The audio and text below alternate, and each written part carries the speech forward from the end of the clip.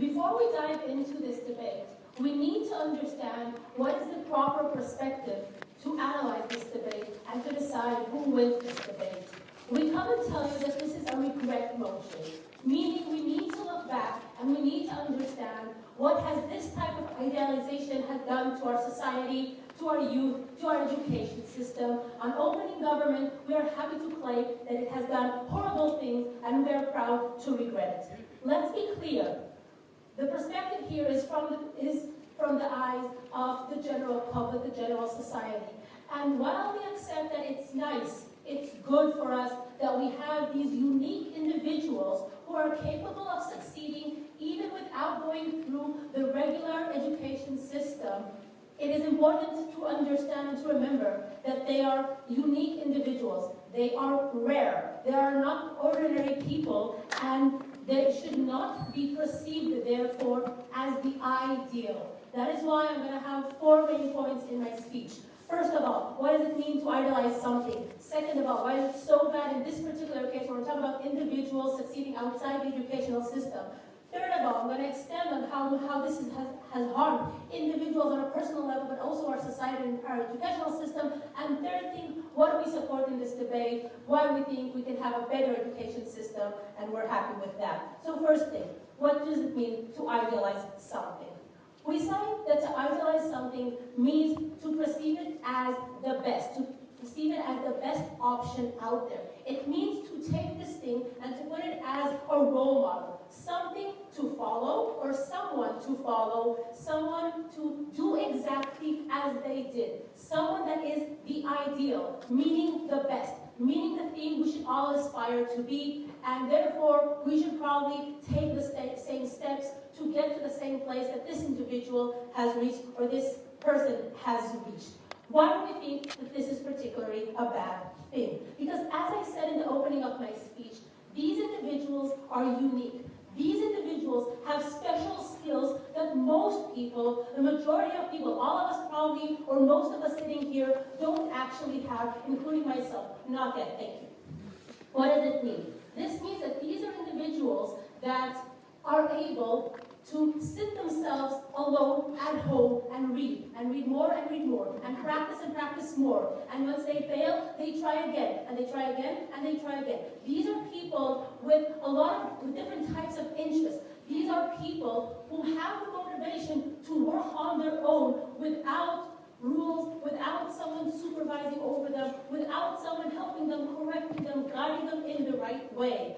What is the difference here? Look, most people, and let's be honest with ourselves, let's think about ourselves in school. Would we actually sit and solve hundreds of math equations if there wasn't a teacher telling us, sit down and solve these equations? If there wasn't a teacher telling us, if you do not do so, you will be punished. If you will not do so, we will tell your parents, and then you will be punished again, and they will be disappointed. Most people actually need this framework in order to sit down and do the work necessary. And without this necessary work, without this constant practice, without this getting feedback from teachers, from grown-up, from experienced people, you cannot improve, you cannot be successful. Most of us would not be able to get into colleges, to universities, to get a proper job without this type of preparation. Now, here's the thing. These unique individuals made it. They had a super amazing idea, and they had the individual skills to work to make this idea happen. Most of us need a framework, need help, otherwise we fail. Now, why is it so bad that we idealize these type of people? What has happened to us? On 2 levels. First of all, on the personal level, we see more and more people now, maybe less in China, definitely people who are sitting here wanting to work hard in the day. But around the world, we see more and more people disrespecting the educational system. More and more people choosing not to get a college degree, not to go to university, or even saying, you know what, why bother finishing high school? I can just go outside, go and work, make some money, and be the next Bill Gates, be the next Mark Zuckerberg. But you know what? There's a reason why we know these particular names.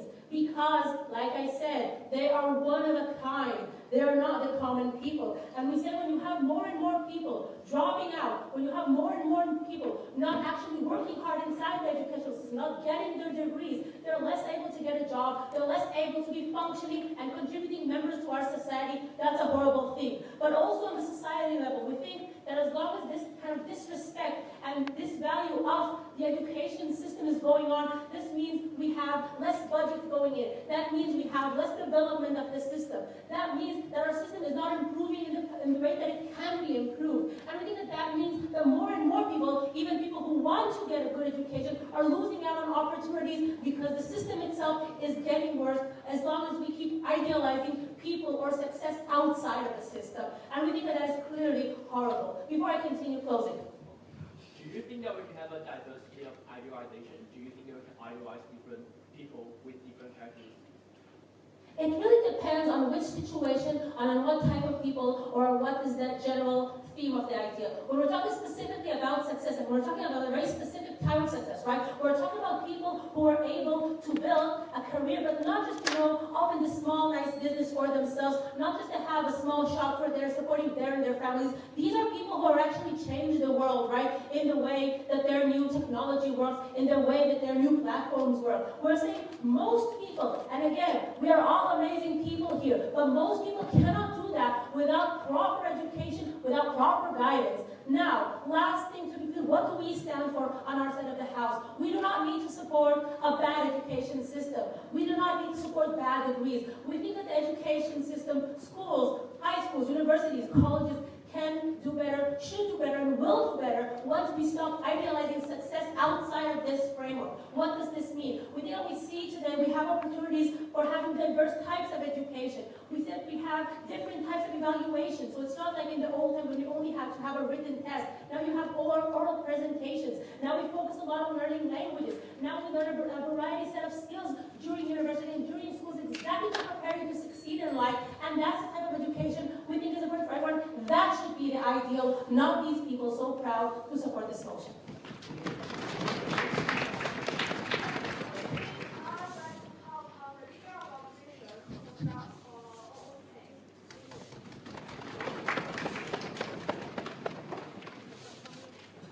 Mr. Speaker, ladies and gentlemen, the case and scenarios that the Open Government has portrayed to us exactly the social narrative and the and the status quo that the opposition like to oppose. When the Tsinghua University graduate students graduated and became 主播 in Weibo and Bilibili, the social media, the mainstream social media opposed her and derogated her and blamed her for not fulfilling the goal of a Tsinghua graduate. And that is exactly the opposite why the opposition would like to pursue. That is the diversity of values, the diversity of individual callings, and the sense of purpose that individual in and out of herself and himself would like to pursue. That is the case we regret, and we do not agree on their cases. And before that, several rebuttals of their case. Firstly, they mentioned traditional education provided the proper steps and process of cultivating an individual. Well, firstly, they're based on the assumption that doing thousands and hundreds of equations is necessary for their personal cultivation and grown-up. Well, if a person is interested in playing football and interested in being a Weibo or Bilibili poster, then why can't he or she make a change of his, or make some value out of his her own interest and make money on it? He is available and he is eligible of becoming the next Feng Timur or something like this. So he or she is eligible and is necessary to pursue her own value. And secondly, this traditional education is already providing us with some problematic status quo, namely some of the field, like outdated curriculums, lack of social connection, and the school culture that is not that is unfavorable of the personal cultivation. Let's explain in depth of each of the drawbacks. Well, firstly, curriculums. When most the most updated techniques is Python, and the most CS schools in China or whatsoever is still teaching Java and C++, then it is something that the curriculum cannot meet the personal demand of becoming the next trailblazer and becoming the next foreboding figure in the society. So in this case, we request the practice of doing thousands and thousands of equations and practice